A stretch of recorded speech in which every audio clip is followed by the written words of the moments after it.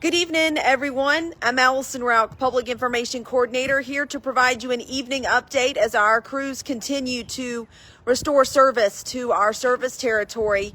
The great news is we are down to less than 2,500 customers that we still have left to restore.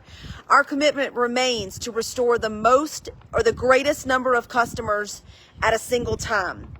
Currently, our efforts are focused in the following areas. Redcroft subdivision. Lawrence Electric feeds Redcroft, and we've worked with Lawrence Electric to allow our crews to work on equipment in that area. We know that we can restore a large number of our customers by doing this work out there. Brookwood Drive, Ridgecrest Drive, Mount Vernon Road area, we continued to work out there. Abner Creek Road, Westmoreland Road area, West Arlington Road, and Ballinger Road. Additionally, our tree crews are active in the South Mountain View area to ensure a smooth restoration process. And we also have crews assessing down lines and meters that are not communicating with our system. Starting this evening, crews in reflective vest and marked vehicles may be in your yard or neighborhood looking at our equipment so that we can determine what repairs need to be made to that particular address.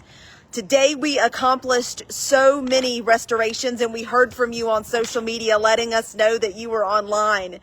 Heatherfield neighborhood, Franklin Point, Brayburn Orchard, and Creekside Manor subdivisions, you were restored today.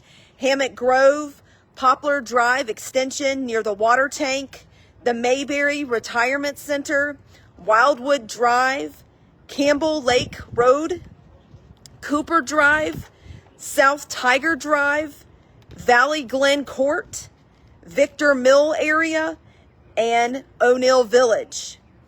Thank you again so much for your patience, and we really appreciate you all hanging in there with us. Again, we have less than 2,500 customers left to restore on our system, and we remain committed to seeing this restoration come to fruition. So thanks again, and I will provide more updates when I can.